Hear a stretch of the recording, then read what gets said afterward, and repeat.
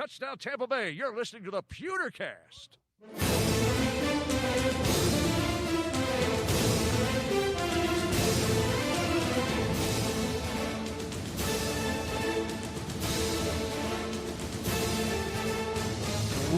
Welcome to the PewterCast Live, the original post-game call-in show for fan-generated media. Here talking about the Tampa Bay Buccaneers pulling out the victory over the Carolina Panthers, 31-17. Ren, this game about gave me a coronary. I don't know about you because it felt a whole lot closer than 31-17.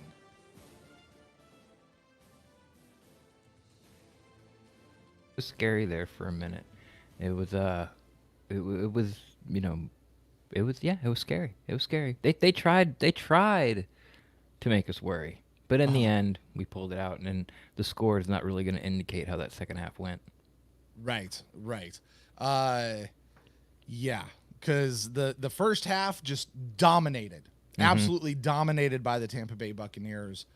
The second half I cannot say was dominated by the Carolina Panthers, but they came out to play, and the Buccaneers waffled a bit. Yeah, I think they had the ball only twice in that third quarter. I remember those are some things that I remember talking about, when Bucs would, in previous years, would lose these type of games where it's like they never had the ball back. Like they only got the ball like a couple times in the second half. And, if they didn't make the opportunities, then that was it. And it started to look that way, but they got their feet back under them, and the defense stepped up late when they had to, and big run, big time. Leonard Fournette came in there.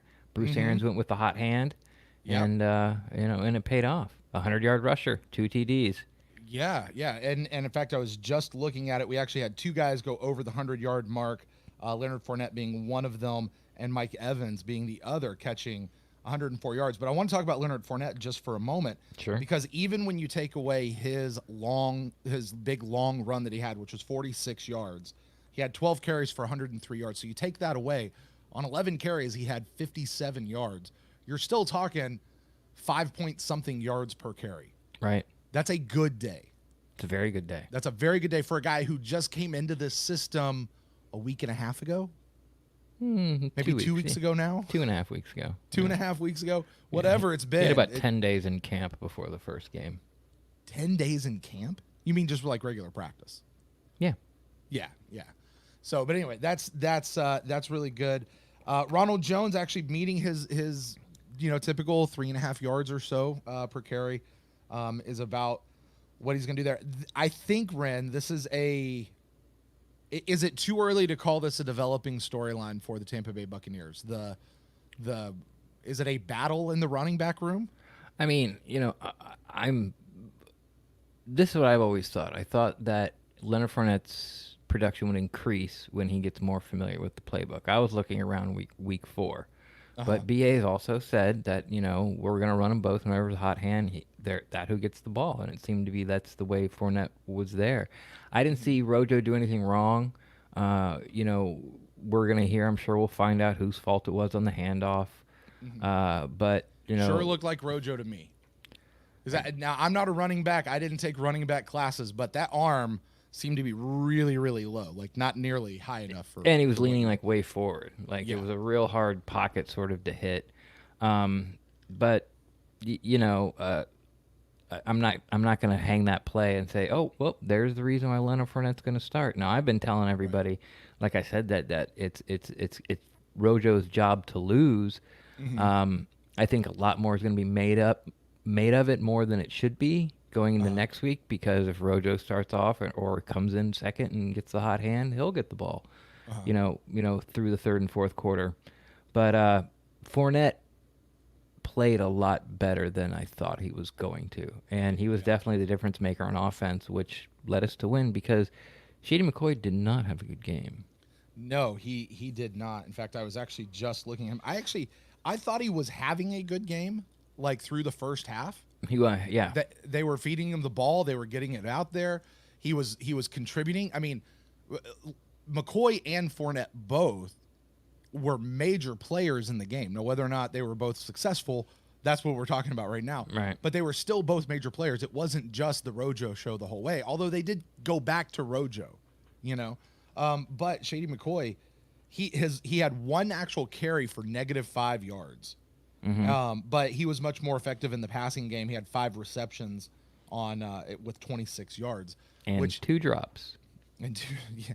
Okay, we probably need to talk about the drops. But before we get there, Ren, because I've got a feeling you and I could just go on and talk about this by ourselves for the next hour. However, we are not idea. here. Oh, we'll get our opportunity, brother. We will get our opportunity. But we are not here alone. We are broadcasting live. This is the original post-game call-in show for the Tampa Bay Buccaneers. You guys are joining us out here on YouTube, Twitter, Periscope, Facebook. Where else? You guys are out there. Gosh, you guys are everywhere. PewterCast Live. PewterCast Live, thank you. PewterCast.live out there on our brand new website. I want to say hello to everyone who is joining us live and to everyone who's going to join us, the many more thousands who will join us on the podcast feed when that call comes in. Welcome to you guys as well. Phone lines are going to open in just a few minutes, and we'll let you guys call in. People are already starting to line up wanting to call in. Phone lines will be open. We'll drop a link in the chat room for anyone who wants to join us in the video. You guys could do that as well. Ren, this is usually what people refer to as group therapy for the Buccaneers game. And they tried to put us in there. They did. They really, really did. They gave it their darndest. Oh my gosh. Oh my. Hey, because you could see the tweets. I know you were kind of staying off social media. I do not go on Twitter during game day. I logged on to the halftime. Yeah. Tweeted one thing, put the phone back down. You are smart, my friend. You are smart. I am stupid. And Yeah. I watch. I know I watch what's going on out there. But listen, well, hell, Ren, why don't we go ahead and just open up the phone lines? Sure. People can go ahead and call in. Let's go ahead and throw that up there. The phone number is 864-729-BUCKS. That's 864-729-2827. Please keep in mind, this is a PG-13-ish show. So please call in and have conversation. Don't just rail off at the mouth. And we'll talk Buccaneers, Panthers, and let us know what your emotions, what your raw reactions are to this game. 864-729-2827. Ren, we've got our first caller. Let's find out who we have here. You are on the line with Brent and Ren for the PewterCast. Who do you got here? Hi, my name's Keon. It's me again. What's up, Keon? Welcome back to the show, brother. Yes, it's all good. Watching this game, I was very happy to see that apparently Tom Brady still has it. There's so many passes that he put out there, hit guys' hands, and they just dropped them. Like I saw LaShawn McCoy, Mike Evans, everybody just dropped everywhere. But past that, I think that going forward in the season, we're going to be fine as far as getting used to everybody. I think that Tom Brady is not past it. I think anybody who thinks that is just trying to hate on the man. What do you guys think? I hearken back to, I remember when, way back during the offseason, we first got Tom Brady, Brent and I brought in a Buccaneers beat writer. Not a Buck, I'm sorry, a Patriots beat writer who had covered the Patriots for the past 2 years. And, you know, it was my honor to be able to ask questions of Tom Brady. But he said something like we saw today, like there's going to be a play where you're just going to watch Tom Brady like dirt it. Like you're going to be like, what was that? You know, and I think today's play was to O.J. Howard. But, you know, I've been poo-pooing sort of that take narrative since, you know, as soon as we got him and even after that first Saints game, because if you're going to look at who has the noodle arm between the Saints and the Buccaneers, it's definitely not Tom Brady. But, yeah, the drops were concerning. Justin Watson dropped one over the middle. You know, that Shady McCoy drop. And we don't even want to talk about Cyril Grayson. I mean, he was so wide open. Like, all he had to do was catch. And even if he caught it, I think he would have landed out of bounds. He had no idea where he was on the field. The ball goes off the top of his head. I mean, the coverage was so blown, all he did was catch it, and he had enough speed probably to ramp up and put it in the end zone. So the drops are concerning. O.J. Howard had one too. But, you know, it's nothing that I'm really going to raise the alarm for just quite yet. Yeah, Mark Sklareth actually came out on the broadcast, and he was talking about that up towards the beginning of the game, where he's like, everybody's talking about Tom Brady losing zip in his arms. He's like, I understand that Father Time catches up with everybody, but that's not a concern for Tom Brady right now. And he said, the biggest concern right now is still the newness. I think he quoted Tom Brady, I guess, in a press conference or something. He's like, look, I was married for 20 years to New England. I've only been dating the Bucs for like the past 6 weeks. There's a big difference between how those two things are situated. So it's not an arm strength issue, and it's never been. And quite frankly, that's what Jason Light and BA were telling us from the beginning. That's what I think you've seen some of the more local people, probably starting more with the podcasters and stuff first, and then filtering out to some of the other media as well. But it seems to be that's sort of grown from the ground up of the arm strength isn't an issue. And we still hear that as a concern from people who are talking about the Bucs, but people who don't follow the Bucs. Like the people, like other podcasters, people we hear in like locker room, you'll still hear that pop up from time to time. But it's just, it's kind of like the BA versus Tom Brady thing from last week. It's a storyline that doesn't need to be a storyline. You know what I mean? Yes, I do. No, I'm happy about the win. Just hope that, just wish that we can get everything situated. I think that we do have the time.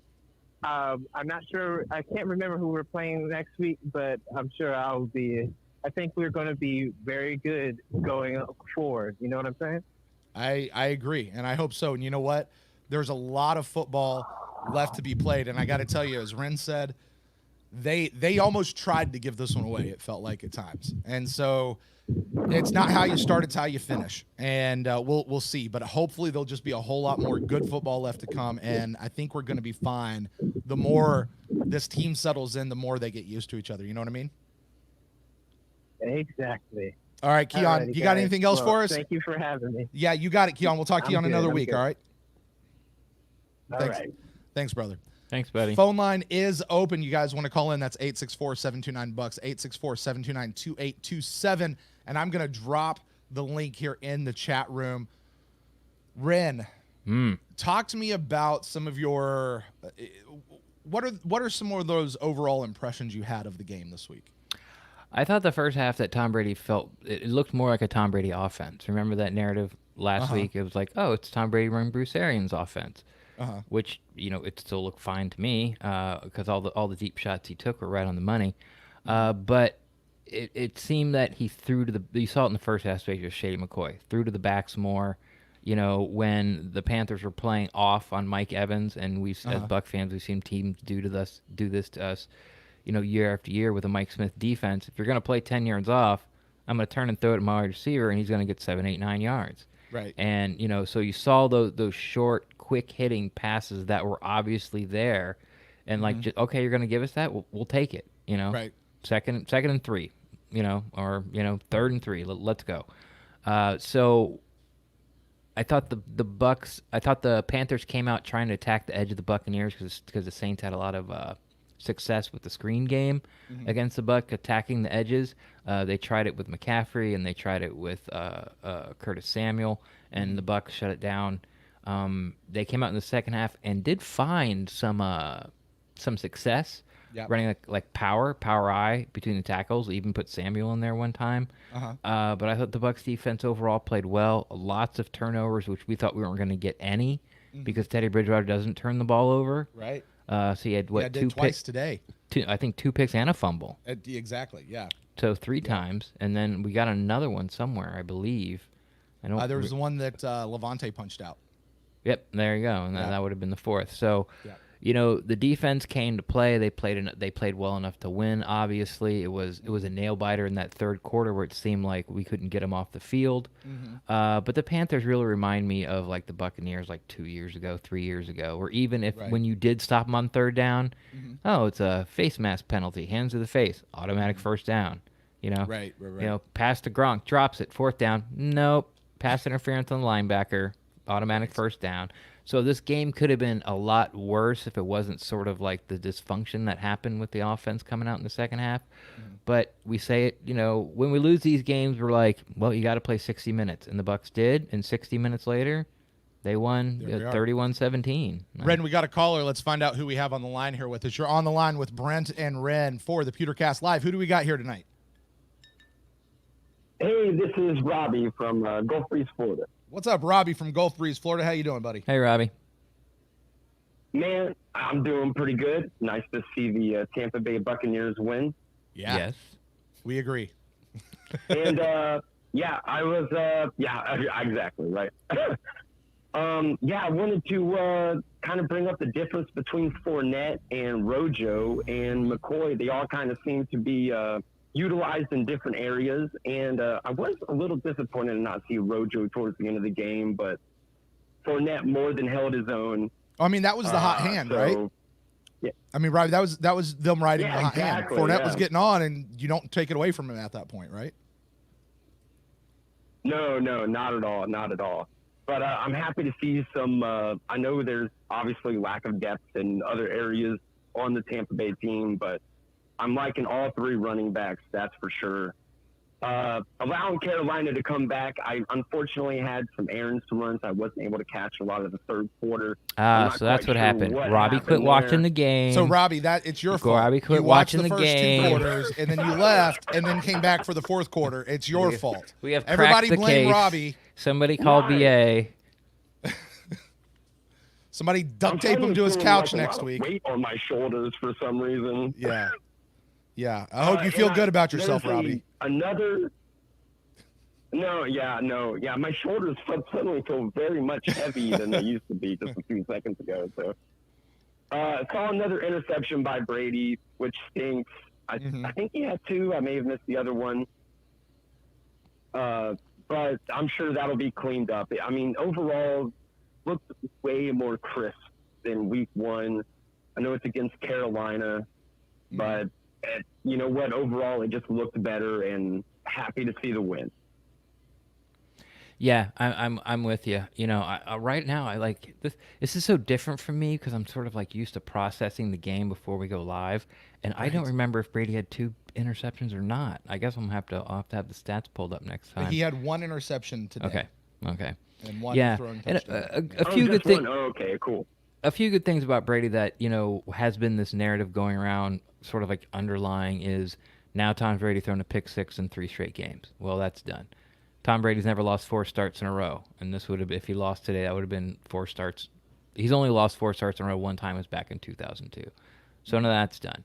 So now all these things of the next gen stat geeks that are pick apart the Tampa Bay Buccaneers, I think they'll start to back off a bit, and the jump from the cohesiveness of the offense from the Saints game, where it felt very pressured, very sporadic, very. Remember, Brent? Remember when we used to watch Jameis and then Ryan Fitzpatrick come in, and it was like just calm. That calm, yeah. Yeah. That you just like you could feel it through the entire stadium. Yeah. It was weird, and it was weird. It's hard to explain. Yeah, it's hard to explain, but it wasn't like okay, like every time this guy drops back, he's going to throw an interception. But it was a little erratic, a lot of anxiety watching that Saints game. And then the first half of this Panthers game, it settled down. And then in the halfway through the fourth quarter, it started to ramp up in the third, and the Panthers are coming back, and the Bucs offense doesn't look so good.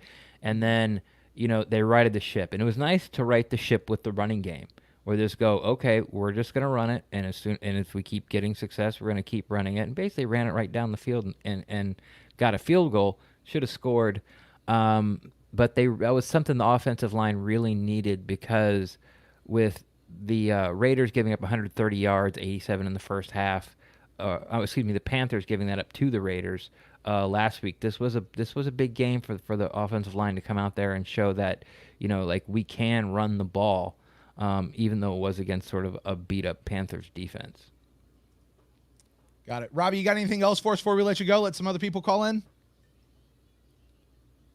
Yeah, actually, I just wanted your opinion. This doesn't really have anything to do with the game, but the crowd noise being pumped into the stadium kind of felt a little jarring to hear, like the boos and the cheers for different situations.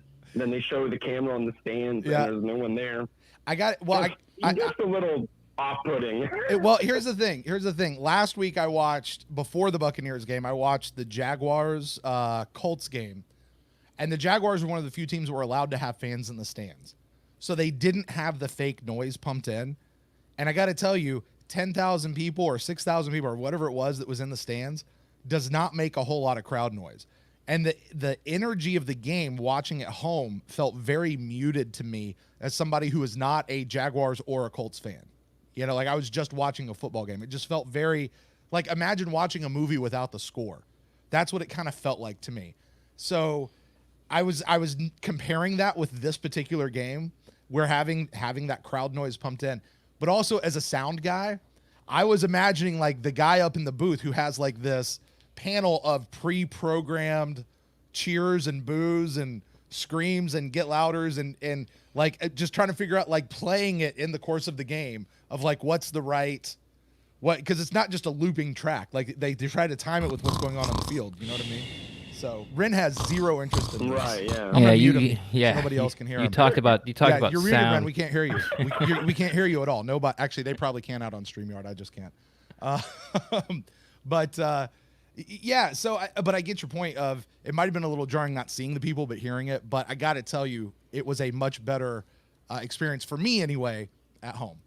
So It's just different. Hey, I can see that point of view, man.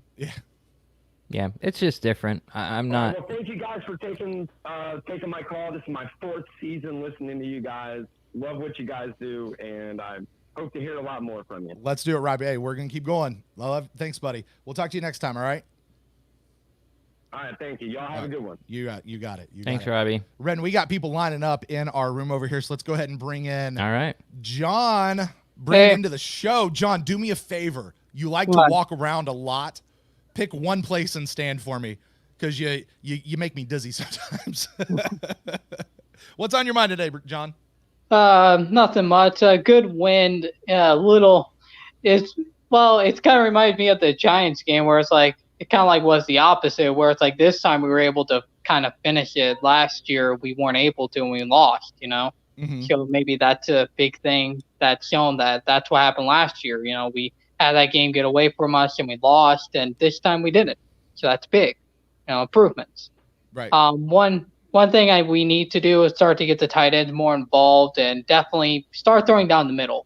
That's things we need to really start developing. Hopefully we can, get the tight end more involved, like Gronk stuff.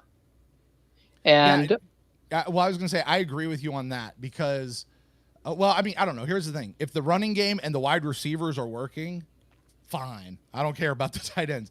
But Gronk hasn't hardly done anything these last couple of games. OJ didn't do anything in these games. I don't even know that Cam Brate has seen the field in the last 2 games. I saw him once. Oh, did I you? saw him, insane. Outside of special teams? I think in the Saints, I think I've seen him a little bit. Yeah, but it just, the tight ends might as well not even be on the field unless we're literally just using them, and this could be it. We're using them as extra offensive linemen. Yeah. But you got a rookie on one side, and you got a screen door on the other. So, Gotta say though, Tristan Wirfs is playing well. He is. He's just a rookie, but he's playing well. He's playing better than Donovan Smith. Oh my God. How was Donovan Smith? I didn't notice him a ton today. He was milquetoast. He was milquetoast. He was good then bad. He was and then nah. He's milquetoast. It was like in the middle. Mm-hmm. He had good play. He had some okay blocks, but then he had some bad blocks. So that's why he was Donovan Smith. Yeah, essentially. That's why I really don't like him. That's why I don't like him. Too inconsistent. Yeah, it's hard to have that consistency at such an important position, especially with when we have the crypt keeper back there slinging the rock. We need to keep him above ground. But I gotta say though, Antoine Winfield has really impressed me. Though he has really impressed me. Like he has been good. Like he's becoming everything we were promised. And he's impressed me so far. So and also Dominic Sue had a good game this time. Dominic Sue was maybe a star in the defense this game. Yeah, the interior defensive line showed up. They were pretty much held in check, but he had 2 sacks, I believe. Golson Yeah. had a sack. You saw Villa, with some penetration and some tackles for loss as well. So yeah, this is look. The Panthers aren't a good team, and Yeah. the Bucs did exactly what they should do to a team like the Panthers for two and a half quarters, and the other quarter and a half, they get paid too. They were down by 3, put 30 points up on the Raiders, and got stopped with a 4th and 1, driving to win at the end of the game, and it wasn't even close. Like that was not the game we had. So even though it was a little scary, if I looked at myself as a Panther fan, I don't think I felt like I would ever be in that. Like I never felt I was in that game. Yeah. I gotta say though, it's nice seeing 100 yards from a running back finally. Right. Finally. A while. Yeah. And did we have one at all last year? I don't know if we did. No, I don't think so. Yeah, I don't think we did. But Mike Evans, though, definitely improvement this game. Definitely improved. Do you think that's improvement between Evans and Brady, like them just working together more over the course of the week, and we'll continue to see that? I think it's chemistry developing. I think that Mike Evans being out for a little bit did kind of hurt, because I remember he had the hamstring during the week of the Saints game, which probably didn't help anything, so that probably didn't help, him having the hammy. So I think this time it was a lot more better. Like communication, chemistry was a lot more better. So still some ifs here and there, but those are now kinks that we can work on, that can easily be worked on. Right. And drups, this game a little costly, but you can work that out too. McCoy, he dropped a key pass that probably would have iced the game right then and there, but right. You can work on that though. That's the thing. You can work on that. But much better game though everywhere. Leonard Fournette could he become number 1? I would say not yet, but he definitely is getting closer now. The gap is becoming closer. Yeah. Like the gap becoming closer. Yeah, definitely all stuff we've been saying, or at least I've been saying. But and we'll I wouldn't say do it now, but if he shows up like that next game against the Broncos, I would probably say maybe make him number 1 after that. All Another 100-yard game, that'll be great because it's been a while since we had a 100-yard rushing running back, Mm-hmm. It has, man. Yeah, I think you've covered it all. Yeah. But gotta say though, Antoine Winfield, do you think Antoine Winfield could be Defensive Rookie of the Year? Sure. Yeah, I think so. I absolutely. Who else are the favorites? Who else are the favorites for Rookie of the Year? I'll be honest with you, John. Yeah, I don't follow the rest of the league well enough, or the rest of the draft picks this year to know. But I will say this: based on what we've seen out of Winfield over 2 games, he is definitely, Ring of at least Honor. in my opinion, at this point, Ring of if you were Honor. to do it right now, he's got to be in the running. Ring of Honor. Yeah, because Ring of Honor. I gotta say though, Ren called Ring of Honor. Hey, John, I'm gonna go ahead and get you out of here. We're gonna let some other people jump in here, okay? all right, we got to face Bronco next week. Let's cross them. They don't have Von Miller, and go Bucks. There you go. Go Go Bucs. Bucks. Thanks, Go Bucs. John. Ren, I think Drew Lock got hurt too.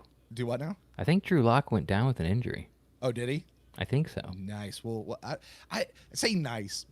See? Nice because of what it means for the Bucs. I'm never a fan of watching people get hurt. You know what I mean? It's hard to tell from you sometimes. I am never a fan. Ren, when I say people are lining up, I mean they are absolutely lining up. We got one more in the video chat, and we've got a caller on the line. Let's go to the video chat first. Kyle from Ohio. What's going on, Kyle? Kyle, what's up, man? I like the outfit. I like the backdrop. I like everything about it, man. Yeah, it's my little man cave. I come in here and I do a podcast about wrestling, so it's my little There you go. My little space here. Who's your favorite wrestler? Huh? I'll let you talk Bucks, I promise. Who's your favorite wrestler? Kane. That's Kane. Kane, right? Okay. Kyle, were you here's I don't know how old you are. Were you around when Kane first came into the WWE or WWF, whatever it was at that point? I was very young. I'm 28, so I was very young. Do you know how they introduced him? Was like the doctor gimmick first? Is that what you're talking about? He was the fake Undertaker. Right. Oh, Like okay. there was two Undertakers, and he was the fake Undertaker. They brought him in as that. So Because anyway, before they developed the Kane gimmick, he was this weird dentist character, and it didn't go over very well. Yeah, that didn't go over well. Anyway, hey, this is about the Buccaneers, not Sorry about that. wrestling. Let's get back. But I see you are also a Buccaneers fan because nobody has a hat like that unless they love the Buccaneers. Talk to us, Kyle. First of all, this is your first time at least talking to us face to face. Yeah. How did you become a Bucs fan living in Ohio? I had family in Tampa that kind of pushed the decision, and my dad was a Cowboys fan, and I said, "No, screw that." When I was 5, and I just became a Buccaneers fan. I mean, I've called in a bunch of times, but we've never actually been face to face. Okay, fantastic. Kyle, what's on your mind after the game today?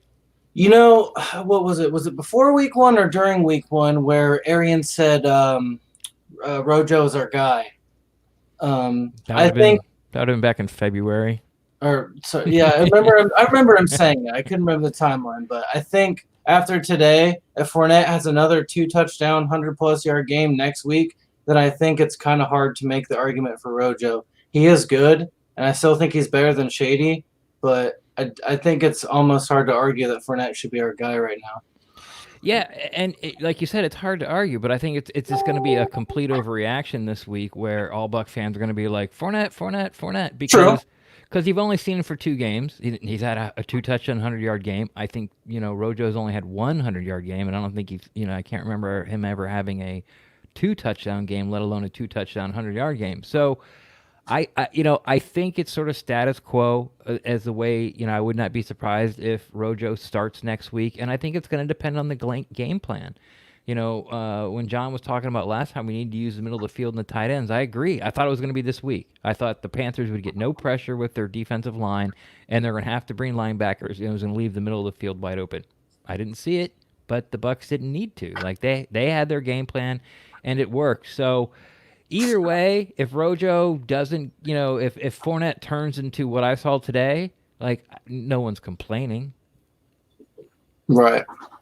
And I feel like, as you say about the tight ends, I think Gronk's only target the interception? No, he had one. There was one that went over his head, right? That was the interception, and and then Brady hit him right down the seam, and he dropped it, but it was called defensive pass interference on the linebacker, and that was it. I keep telling people, like, OJ is a star. If you have Gronk as your starting tight end, go find another one. He's not going to give you – I'm talking about fantasy. He's not going to give you any fantasy. I have both of them. Yeah, like if someone wants to trade you for Gronk, like, get anything you can. Actually, that's not true, because I feel like late in the season he might be a weapon. Some people in the chat room were saying that they're saving Gronk for the playoffs. I don't know about that. I think Gronk might still be getting acclimated to what's happening in Tampa. And don't forget, he retired for a reason a couple of years ago. I mean, do you think they should use Gronk as more of like an end zone threat, kind of like how we've always said Brate kind of was? Brate was, but we haven't done that for him for like 3 years now. Right. I mean, if it works, that's the thing. If it works, try it, see if it works. If not, Leonard Fournette looked pretty good punching it in. Tom Brady looked pretty good punching it in last week, So right. I'll take whoever gets the points, you know what I mean? Yeah, I'm sure all those plays are in the playbook, but they just haven't had to unpack them yet. And I don't want to hog too much time, but I want one other question I had. Is this sort of like how you guys feel? What week of the season do you feel like we're going to hit the stride to where you kind of like have more confidence that we're going to win going into the game? It's not so much of a question of I hope this goes well. It's I know this is going to go well. Like what part of the season do you think that's going to be? I think it's going to be week 5 for most Buck fans because we have Denver coming up who have real problems putting points on the board. Mm-hmm. And then I think after that it's Chicago, and then we get Green Bay. But I think the offense is going to look good the next couple of weeks. And, sort of this, okay, like now it's all together. And then we're going to come up against a really good offense in Green Bay because Aaron Rodgers is just looking like MVP, seasons right now. He's got like 8 touchdowns in 2 games. That's going to be a fun game to watch. But for me, I'm going to say game 6. Like, I think that's any sort of like mistakes as far as like routes and mental mistakes you see on communication errors, I guess I'll put it. then I think it's going to become a problem. But I'm sort of like waiting till I think week 6 is going to be when you start to see this Tom Brady Buccaneer offense sort of roll without the mistakes and just kind of go up and down the field like he did a lot of times in his more successful years at New England. All right, Great. Kyle, man. Hey, thanks so much for jumping in here. We're gonna get you out of here. We got somebody on the line. Let's get All over right, to him. thank you. Go Bucks. Thanks, Kyle. Go Bucks. Go Bucks. You are on the line here with Brent and Ren for the Instant Cast, or for the PewterCast. Uh-oh, what happened here? Everybody out? Can you Is hear it just me? Can you hear me? Welcome into the show. Whoa, hold on. There we go. Can you hear Sorry, my whole thing. Sorry, I screwed up the whole thing. I punched the wrong button and messed everything up. I apologize. That's totally on me, but I got it fixed. Who do we got here with us tonight? What Boy, happened? Kristen, Northwest Georgia. Talk to you. Can y'all hear me? Yeah, Kristen. What's up, buddy? Hey, so actually, perfect call to come after. I'm going to leave y'all with 2 quick things, and I'll let y'all discuss it on the running backs and Gronk. Mm-hmm. On the running backs, I'm with you, Ren. Like, let's hold it off real quick because you got 3 guys that, to a lot of teams, would be starters. You got Tom Brady liking to pass to running backs. You got Rojo and McCoy in the beginning, pass block and getting that going, take the lead. Fournette really wasn't much in the first half. By the time the Carolina defense was gassed, Fournette had fresh legs, and he's just downhill running. And at a point, he just takes off a 43-yard run. So I say, yeah, keep the status quo. And if next week it's off the same way, don't put Fournette as the starter. Keep it the same. He comes in when they're weak. He's the ace in the hole. So I want to get y'all's opinion on that. And the second thing, Ren, you're the big stat guy. We're talking about Gronk not doing much. I was trying to pay attention to it, but I was getting too excited with the game.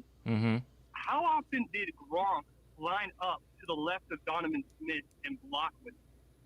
I think that's going to be, I talked about that, after the Saints game. It's like, about Donovan Smith and what are we going to do? And we're stuck with him. I said, well, like one thing you can do is make, Gronk, like the left tackle 0.5 or have 2.5 left tackles out there.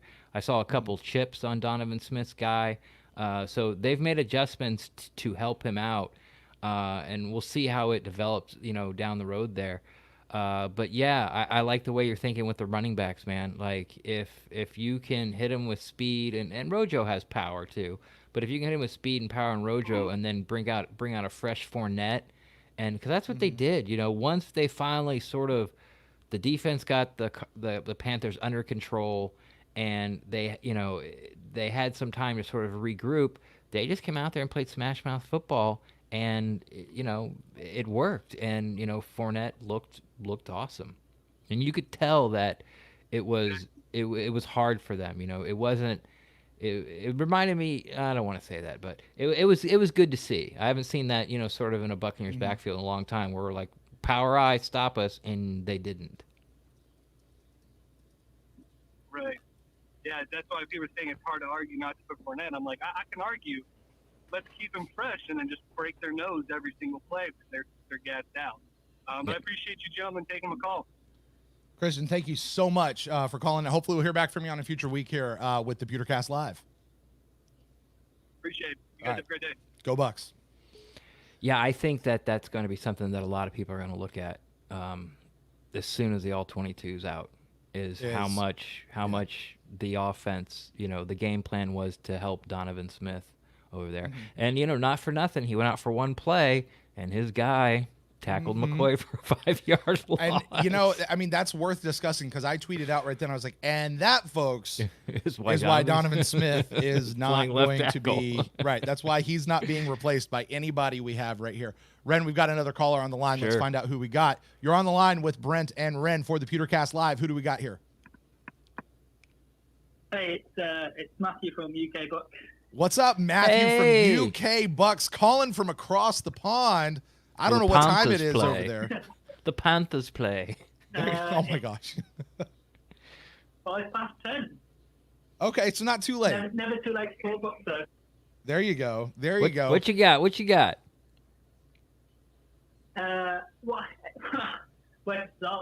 game, man! Like the first half, you sat there 1 minute and you're thinking, this team's unreal. We're never going to lose a game. And then all of a sudden they go into half time, they totally fall asleep, come out the second half, and we do Bucs things for the back of the second half. And the most important thing is we got that win, and we're on to next week. Yeah, I think if Tom Brady didn't throw that interception, right after we got the turnover, that game would have turned into a rout. The Bucs would have been up 4 scores then. If they got a field goal or a touchdown, if it was 24 or 28, I think the rout really would have been on. But it seems like after that turnover the Bucs got, and they got it right back, that it was a short field, and Matt Rule really decided. He's really the defensive coach. So their offensive coordinator, Brady, the Brady from LSU, Brady. He really decided that we're just gonna play the edges, and we're gonna throw a lot of stuff short. Now there were some busted coverages there in the fourth quarter where you're kind of like, and then they found that spot with DJ Moore, behind the corner in front of the safety on the sidelines for a couple of times. But yeah, it could have gone very different for the Panthers, and I think that's for the way they play it. I think that's the best outcome they possibly really could have asked for. Yeah, I think the most exciting thing is that we win this game, and obviously we move on, and it's one in the column. But ultimately, there's so many things that were little mistakes or big mistakes in this game that if we put them right, those things right. This team's still got so much room for growth to improve. Mm-hmm. I just think that's really exciting for us moving forward if we can put those things right. I like it. There's a lot, and I'll say this. I was actually going to save this for later, but this is a game that was much better than last week. This is much better all the way around. It's still not perfect in any stretch of the imagination. There is still a lot of work to do. They have not arrived yet. And that is what I think should be Bruce Arians' message to the team this week. Good job, much better. We're still not there. We still got work to do. Let's go get better. That's the message that Bruce Arians needs to be sending to this team this week. Yeah, and that's what's exciting about it. Mm-hmm. So, Matthew, you got anything else for us from across the pond, brother? No, I'll let you guys go. I know you got loads of callers, and you guys really. Well, Matthew, before you go, since you're calling us, how did you become a Bucs fan all the way over there? So we used to go on holiday to Florida when we were young. Yeah, it was around about the time when the Bucs won the Super Bowl. Mm-hmm. So that was sort of how we kind of initially got into it. Gotcha. So you and I are Bucs brothers then. Yeah, I've been listening I like it. I've been listening to PewterCast and stuff for years and years, and then New Year's 2 years ago or 3 years ago, I called into the show just because normally we can't get in because of the timings. Mm-hmm. It's quite hard to obviously you guys normally go live when it's not COVID. You guys go live in the UK about 3 o'clock in the morning or something. So normally not really away.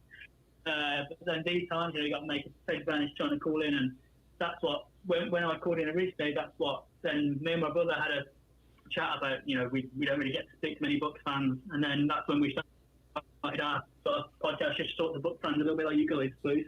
I love it. Yeah, why don't you tell before you go? Why don't you tell everybody, because this is my thought process. Hopefully, there are more fans over there in the UK that listen. The PewterCast and may not know about your podcast and your watch parties and the things that you do with their UK Bucs. So can you go on and give out your information before you take off?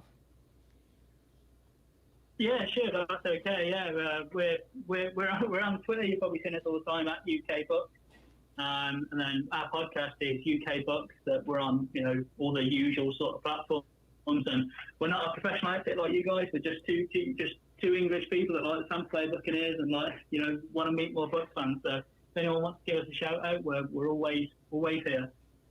Fantastic. Matthew, man, thank you so much for calling in, making this an international show, brother. I definitely appreciate it. And hopefully, because of COVID this year, we'll be doing this a lot earlier most of the time. Let's hear back from you later on this season, okay? Yeah, great. Thank you very much, guys. Thank you, Matthew. Thank you. All right, that is Matthew calling from across the pond. You know something about these international calls? I noticed it last week when we talked to Pete, Ukulele Pete, over in Germany. There's a little bit of delay, and there's the radio guy in me who like wants to jump in, but like I have to stuff that down and go, no, let it happen. It's just moving back and forth. That's all. Wait for the pause. Wait for the for pause. it. It's all right, dude. That's really cool. I always particularly love getting the international callers to call in, and can't be at the game live. This would have been a fun game to be at live. But even if you can't, one of the benefits, I guess, if you have to look for the silver lining, is we do get to go right after the game this year. Should be for every game. Who knows? Depends if anybody gets to go to a game this year or not. We'll find that out. Hey, phone line's open if anybody wants to call in, 864-729-2827. As I say that, they are already calling in. Let's find out who's on the line with us. You're on the PewterCast Live with Brent and Ren. Who do we have here tonight? Hi, is this an international Bucs calling show? Because it's Javier in Panama City, Panama. Javier, welcome back to the show. I have missed you, my friend. I recognize the voice. There you What's go. up, man? How's everybody doing? I'm glad to be back. I just heard my fellow fan from the UK, and I thought, we got to keep this international train going on. I love it, Javier. I love it. Man, what is going on with you today? Bucs win 31-17. How's everything in Panama? Yep, absolutely. I mean, it was a fantastic first half, except for the last drive of the second quarter. Mm-hmm. That's when the drops I felt started to show up. Mm-hmm.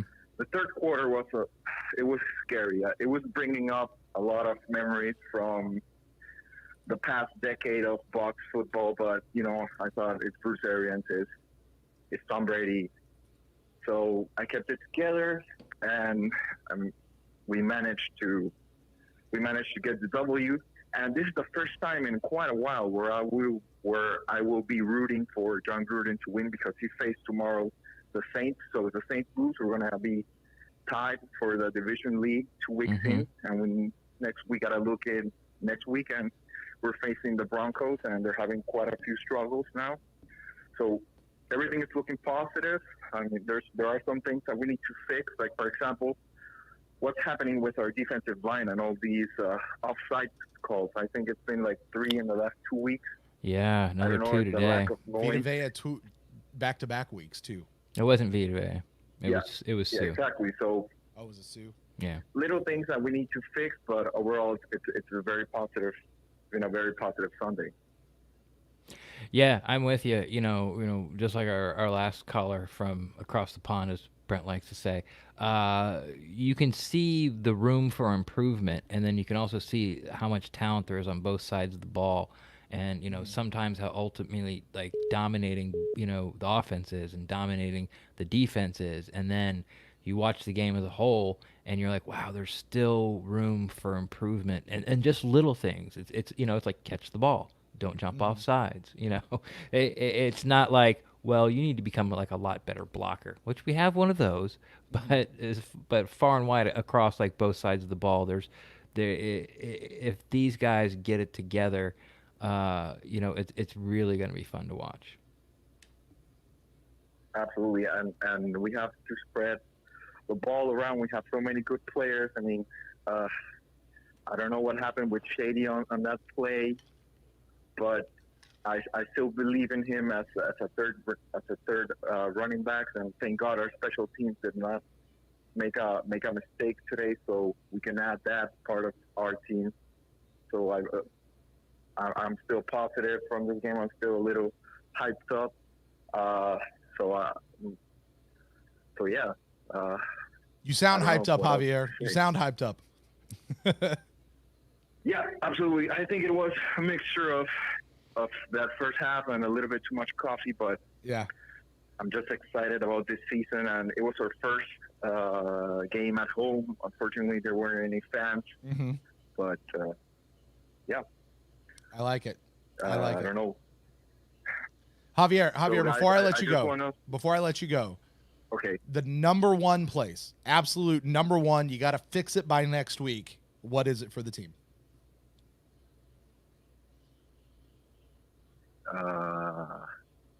Put you on the spot. Yeah. I don't know. I'm blanking out right now, so you're gonna have to help me with that. More international calls to the PewterCast. That's what needs to happen. I like it. I like it. Can you make that happen, Javier? Okay, you can count. You can count on that. No problem. I just want to thank you for embracing YouTube. I mean, YouTube is something that doesn't have any borders. It goes around every time zone, so it's very easy for us abroad to be in touch with this team that we really love. So I want to thank you guys and keep up the great work. You got it. Thanks, Javier. Absolutely. Yeah, no problem, thank you so man. much, man. Okay. Hey, you have a good one. We'll talk to you on another game. All right, buddy? All right. Thank you, guys. Thanks, Javier. I just so remember, good to talk to him. It is. It's always good to talk to Javier. Yeah. I just remember Scotty Miller dropped a touchdown pass, too. Was it a touchdown pass? Yeah, he was in the end zone. Rattled through his hands. Oh, yeah, that's right. Like, you have to catch that ball kind of a catch. Yeah. Like Tom Brady looked at him and went, what? Yeah. He did that a lot. He had 3 of those. Yeah, there was a great. I meant to go back and try to capture it off the TV. Like, there was a great shot of Tom Brady doing, and you guys listening to the audio, you're not going to see this, but those of you on the video, well, you're welcome. Where Tom Brady is just going, and he does that, and I'm like, I need that as a GIF. Like, that needs to be the new Tom Brady Buccaneers GIF. Ren, as I'm sure you just heard, we got a phone call in. Let's find out who's calling us. You're on the PewterCast Live with Brent and Ren. Who do we have here tonight? Hello, this is Jank. What's up, Jank? Hey guys, I was just wondering if Leonard Fournette keep doing a good job. Do you think he'd take over for Rojo? We have answered that question twice now so far, Jank. Welcome to the show. Yep. Here's my take on it. I think Leonard Fournette had a great game. I'm excited about what Leonard Fournette can bring. I don't think Rojo did anything wrong to lose the job. I think when B.A. said he's going to stick with the hot hand, that's what he did. And if Leonard Fournette starts next week, I won't be surprised. If Rojo starts next week, I won't be surprised. If one of them in the second half next week gets all the carries, either being Rojo or Leonard Fournette, I'm not going to be surprised. He definitely showed up, and he's a weapon to have, but I don't think his play today means that Rojo goes down to like 5 carries a game or 5 touches a game. However, though, Ren, I'm going to push back on you with that. Okay. All right? Because you know I'm on the other side of this issue from you. The wrong side? The side that's going to turn out to be true. Oh. Go to the bank on it. No, but let's say Rojo starts next week. And then it winds up by the end of the game, they give all the carries to Fournette because he's riding the hot hand. Sure. Let's even say they go to week 4. Okay. Is that the Bears? Week 4 is actually the Chargers. The Chargers. All right, let's say we go into week 4. Again, they start Rojo. By the end, it's all going to Fournette. Sure. By week 5, Fournette's the starting running back. Okay. I think Jank asked about, like, tomorrow in the next game. Yeah, I'm not. Hey, I tell you what. If Tom Brady next 100 passes are all incomplete, Blaine Gabbert's starting week 5. That could be true. That could be true. If Tom Brady's next passes are incomplete, it's because he's broken, and he's not on the field. That's what's going on. So, Jake, you got anything else for us out there, buddy? What do you think? What do you think? How do you think Winfield's play been? Winfield's been stellar. Absolutely. Excellent. You know what's great about Winfield and what I really noticed today, and it's been a bugaboo around the Bucs since Mike Smith was defensive coordinator here. The guy knows how to tackle. He knows how to wrap people up and not let them squirm out of his arms. And while he's tackling, he's also going after the ball. Right. Like he's as advertised. He's as Bucs fans, we've had these, early day 1, day 2 picks that just sometimes they're terrible and they're a bust, but sometimes they just, they show some flashes but never pan out. Rojo, Noah Spence. Bust, of course, would be like somebody like Aguayo. But to have sort of these two guys, worse than Winfield, come out and just be as advertised and even go past expectations of even the most optimistic Buck fans, it's really nice because you see these players come around the league with other teams, like Jamal Adams, like, he'll be great. And by the end of his rookie year, he's one of the best safeties in the league. So it's nice to see the Buccaneers get some guys that actually, when you read the directions, like it comes true. Mm-hmm. I like it. I like it. Jank, you got anything else for us, brother? No, that's all for now. All right, man. Hey, thanks so much for calling in. We'll talk to you on another week here at the PewterCast Live, all right? All right. All right, go Bucs. Thanks for calling. Go Bucs. Wow, Red, they're stacking up, but the phone line is open right now if anybody wants to call in. 864-729-BUCKS. That's 864-729-2827. And in the chat, you guys have the link if you want to join us here on the video. Ren, we've covered quite a bit, and I think Jank is probably a great example of people that drift into the show well after we talk, because you're right, we have talked about Rojo quite a bit, but Rojo, Fournette, and even Antoine Winfield, I don't mind talking about them again for those of you that are new. And I would like to say welcome to everybody who is new joining us, because I've just noticed a peak of the people that are watching us here. So hello to all of you guys. How do you think Devin White's fourth quarter was?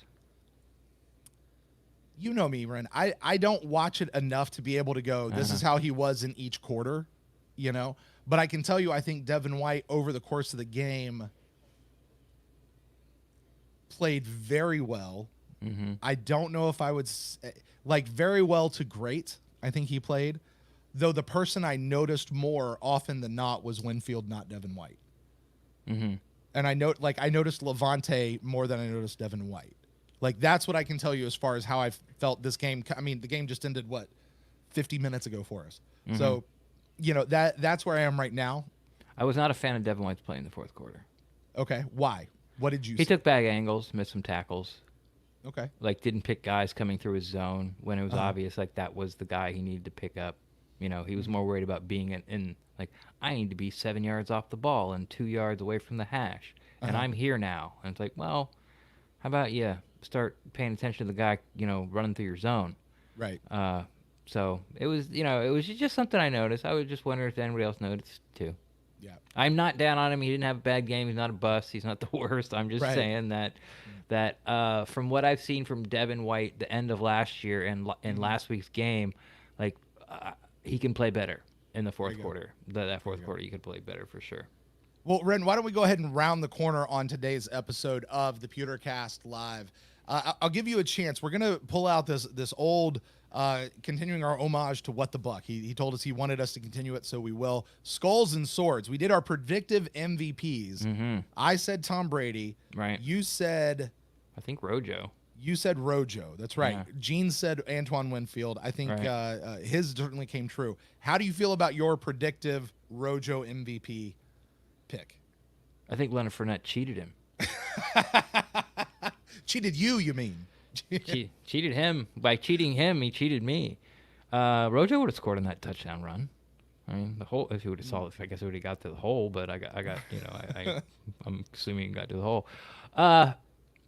I guess this is what I'm gonna say. That the reason I picked Rojo is because I thought he'd be the number one back. I thought he would be the guy they'd feed the most, and the Bucs were desperate to a team that had given up a lot against the run in week one, and were missing some pieces along the defensive line, that they were desperate to flex their muscle and run the ball down somebody's throats. And that's what they did. I picked Rojo. It ended up being Leonard Fournette. So I'm giving myself an MV for half of an MVP. Am I? Because if you cut the V in half, then straighten it. Am I? A me? A me? A me? A little Nintendo I'm giving me. me a me. You're giving you a me. All right. I picked Tom Brady. I would not give Tom Brady the MVP of the game. Or even a half of one. I thought he did okay. You know, he played fine. He played fine. Yeah, that's how. Honestly, that's how I want my quarterback to play right now. Just play fine. Don't lose me the damn game. You know. And he did. And it was great being able to hear those audibles. Those were fun. That was really fun. Yeah. One time he goes, he calls, he goes, let's run a 45 spike. He actually went 45 spike. And speaking of spikes, did you see JPP spike Robbie Anderson? No. When Sean Murphy Bunting came up and undercut him, and he was like upside down in front of JPP, and JPP just like oh yeah, and then he like spiked him into the ground. Right. Wait, that was so I thought great. that was Christian McCaffrey. That was Robbie Anderson. Yeah, it was Robbie Anderson. Yeah. Nice. That was so cool. Ren, we've got a phone call. Let's find out who we got on the line here. You're on with Brent and Ren for the PewterCast Live. Who do we got here? Hey, what's up, gang? Steve from California. Say your name one more time. What? Steve from California. Steve. What's going on, Hey, Steve Steve. from California? Chilling is like my second, third time calling in. Yeah, man. I'm concerned, man. Like, I think the whole season is weird how it seems like the defense is carrying the offense. But I'm concerned, like, that third quarter, that last touchdown that we gave up, man, it's crazy to me that they drove it so easily. It seemed like the offense, I don't know, the defense was, like, tired or what, but, like, they made it look so easy. And the drive before that, without Christian McCaffrey, like, they drove it down our throat. Like, they made it look so easy. And I'm like, what the hell is going on? I feel like they could have put more pressure on Bridgewater. Yeah. He was just sitting in the pocket. Yeah, it was weird. And then, honestly, I'm not putting too much stock into the win. Obviously, a win is a win. I'm excited. We're 1-1, but I mean, they were missing a starting defensive tackle, starting defensive end. Christian McCaffrey missed, the whole fourth quarter. Right. Like, I don't know. I mean, I know we're missing Chris Godwin, but I'm just like, like, I got flashes of, you know what I mean? The last, I hear you. 10, I hear 15 you. years where we're hot. Yeah, it's crazy. All right, let me help you. Let me help you out a little bit. Go ahead and finish. Go ahead. Okay, let me help you a little bit. Dominican- No, okay, that's it. You finish. I'm stopping. But yeah, man, and then obviously Carlton Davis getting the pick. That's awesome. Antoine Winslow getting the pick. I love the youth that our secondary has and the potential. But yeah, it's just confusing. Like how, and then I feel like, I don't know, the offense just kind of didn't really show up in the third quarter. But Yeah. Go ahead. No, well, I mean, just to reiterate what we said earlier to what you're saying here of that third quarter, Bout gave the entirety of Buccaneers Nation a coronary because everybody was going, "What are you doing? What are you doing? Get this! They're about to turn around and buck this game up." I'm sorry, I hate to use that. That's a really bad pun. Ren, you were getting ready to talk. Go ahead, buddy. Yeah, thanks for interrupting me for that.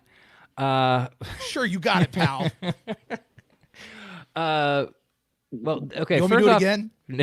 First off, I would say How's it feel to be in my chair now? It's kind of comfy. I like it. All right, let's back to the caller. The other team gets paid too. Yeah, when the Panthers, in that second half and went down and scored that second touchdown and made it 14-21, and everyone's kind of freaking out, but the offense didn't get on there, and it was a long drive. But, that's when they came out and implemented their halftime adjustments. After that, they really shut them down. And I know what you're saying is how, we went down, should have been a touchdown, kicked a field goal, now we got a 10-point lead. And the Panthers are marching down the field, and they got that late field goal. But like the Bucs were playing, they were playing sidelines prevent. What they were doing is they wanted everything in front of them, and they wanted to make the tackle in the field. So they had to use their timeouts or let the clock run. So what you saw on that last drive where the Panthers scored was not the Bucs trying to get a 3-and-out. What they were trying to do was make the Panthers go down the field 7 yards at a time and have no clock left. So, I mean, that's what I would say to that. And again, like, it's week 2, new offense with a new quarterback, with all new weapons. And I thought the defense, played well. They got, 4 turnovers and 4 sacks, and, held the other team to 17 points. Isn't that what it was? Yeah.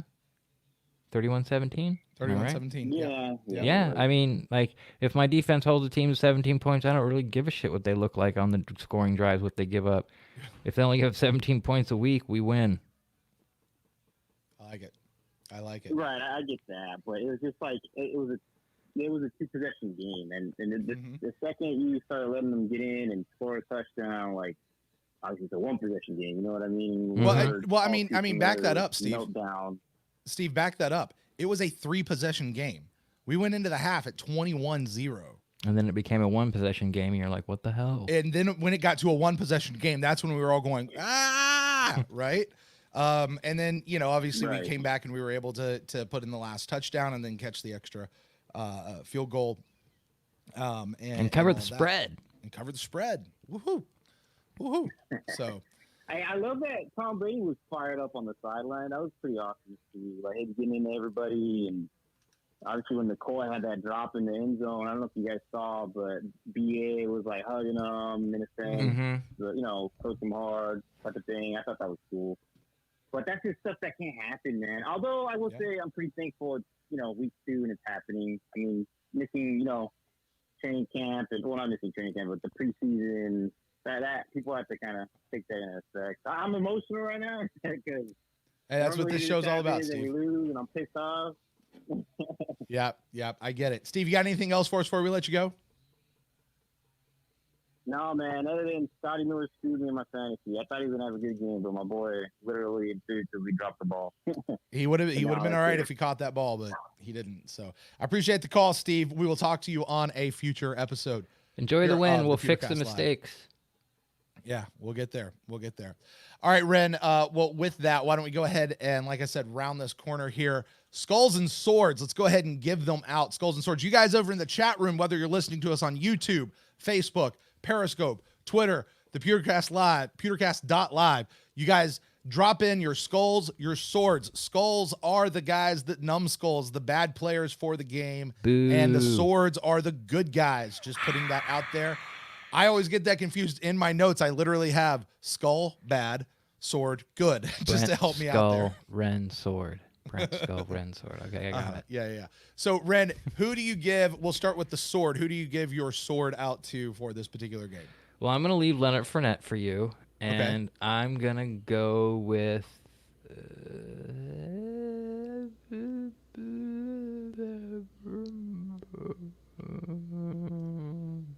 This is great podcasting, right? I only told you about this an hour, like 45 minutes ago. Hey, I only live in the moment. I'm giving it to Sue. Ndamukong Suh. Ndamukong Suh. Why? Because I think the interior defensive line had to really step up and have a bounce back game, and I thought he was the one that did the most and affected the game the most between the three. All right. I'm going to give my sword to Antoine Winfield Jr. Actually, with an honorable mention. Leonard Fournette's not getting a sword. He got the honorable mention. No. But out of everybody on that field today, Antoine Winfield Jr. is the guy who stands out head and shoulders above everybody else as far as the difference he made on this team over the course of the game. So I'm giving it out to Winfield. Our boy G Vegas, he agrees with me. Winfield gets the sword. Been to Your Podcast says Fournette. Daniel up in Atlanta says Brady gets the sword. Mr. Assassin says Winfield. All right, Ren, let's go over to the skull. This is the bad one, the boo-boo. Mm-hmm. Who do you give that out to for this particular game? I give that out to anybody who picked Winfield as a sword. That's my skull. Why? I don't know. If you look at the chat, it's Cyril Grayson. But when you take a doink off the head, it's going to go in as a drop. But guess what? You have to have it in your hands in order to drop it. He didn't. Yeah, I don't even know if that does go in as a drop. Does that go as a drop? It's what everybody put it out there as. So okay. I'm going to give my skull. I think I'm giving it to Shady. Shady. Two drops, yeah. and that second drop, that would have put the game on ice with like 5 minutes left, and everyone would have felt a lot better, and we knew we were going home with a win. Mm-hmm. But keeping it to 10 points, really put some pressure on the defense and the offense going later. Yeah. Remember, it was down to 7, and we needed a first down, or the Panthers were going to get the ball back with a chance to score. But then, of course, honorable mention sword Leonard Fournette showed up and ended that for them. Yes, honorable mention because Antoine Winfield Jr. is the correct answer for sword of the game. I give my skull. I'm going to agree with so many people in the chat to Cyril Grayson. I don't. One play. Yes, that doinked off your head. All right. That's listen. What's his name? Chris Conte ended his career from one play, and he was able to come back. It wasn't like a I wouldn't full give on. Chris Conte the skull for that game. I didn't. I mean, he got stiff armed into retirement. Like it shouldn't even been out there. Should not have even been out there. So, all right, Ren. Well, that's gonna do it for us here on this edition of the PewterCast. Oh wait, we got one more. Let's go ahead and take it. Just because they made the effort to call in. You are on the line with Brent and Ren for the PewterCast Live. Who do we got here tonight? It's Corey from Nashville. Corey from Nashville. What's up, buddy? Hey, how you guys doing? Man, leave Conte alone, man. Don't do him like that, man. Yeah, Brent, big bully. Do you know Conte last year he went to Bucs training camp, sat in the stands, and stewed. When I could be out there. I should be out. He was that. Ren, did you see him? He was. No. He was absolute. Oh yeah. Oh my yeah, God. he was there at training camp, sitting in the stands, like 2 rows in front of me. It was. I don't remember that at all. Oh yeah, absolutely. How did you guys feel about today? I was just going to ask a general question, then I want to say something. How did you feel overall about the game today? Overall, I would give the team a B+. We stopped doing grades a long time ago, but okay. Ooh. B+. B+. You think that's high? You think that's high, Corey? Mike got over. Yeah, Mike got over 100 yards. That's ridiculously high. Mike got over 100 yards catching. Yeah, Leonard Fournette ran for 100 yards, 2 TDs. Brady put the ball. Brady had 2 touchdown passes dropped. The offensive line. I don't think Brady got sacked. They had probably close to 130, 140 yards. The offensive line as far as rushing the ball. And the defense only gave up 17 points. And they had 4 turnovers and 4 sacks. B+. Okay. I'm not that high. All right. I think I might be at the highest high. a B-, but no, at least a B. At the I'm highest a a B. B. I would say a B, maybe not a B+, maybe a B. Yeah. And we're only talking about about 5 points here, but sometimes you got to take into the competition as well. It seems when they decided to let it rip, I didn't like the 12, 15-yard dig route they were getting. And I know you play soft coverage, but it was only 10-point game. So it was not like we were up like, oh my God, the Falcons, oh my God. Mm-hmm. I didn't want to mention them. But yeah, I give them a B because look, we're going to play better teams. Even as early as 2 weeks from now, I think we play Oakland 2 weeks from now, or Las Vegas. Sorry, that's a better team than what they were last year. And we cannot play that second half like we did today. Like, I'm looking at the schedule, and we, quite frankly, the Saints game, that was a loss. I gave that to us a loss when the schedule came out. Just continuity, everything, blah, blah, blah. But then I was factoring in the fans, and that didn't even really happen, so I'm a little mad at that. But 5-1 is what I was looking at. And we just didn't like a 5-1 team today. Fournette, he's probably going to steal the bell cow of the carries. He's probably going to steal that. That fumble did not look good for Rojo. Just because his pocket was too low. But I didn't like anything about our offense in the second half. Guys, I'm just so honest with you. I know it's Tom Brady. I know it's no training camp. I know it's no preseason, but you kind of factor those things into him being the GOAT. And, like, the offense looks so stagnant against a secondary that is not very talented. And I get it, no training camp, but I disagree. I disagree. Look, I'm not going to come out here and say the offense looked like what they did in the first half, but in the third quarter, they barely had the ball. They come in, and they get a turnover, and then they throw a interception, and pretty much the Panthers use that whole third quarter to go down and score. Then they came back out, and I don't remember what happened, but it was very sort of sporadic. But by the time they got the ball again in the fourth, they settled it down. I mean, when it counted, Brady drove him down and threw a touchdown pass to put him up 2 scores. Shady dropped it. I mean, they're not going to look like the Chiefs week 2. They're not going to look like the Seahawks week 2. They're just not. But I understand what you're saying that, this isn't championship football. This may be borderline playoff football. But I think it's just going to get better and better each week. And it's not the point scoring in the fast pace that I'm worried about. It's just after that interception, Tom Brady might have thrown 6 more passes. He threw less than 10. It just looked like we didn't trust him to throw the ball anymore. We just turn around, hand the ball off. And if we're breaking them and outside of that touchdown run, it's not like we were getting tough running the ball.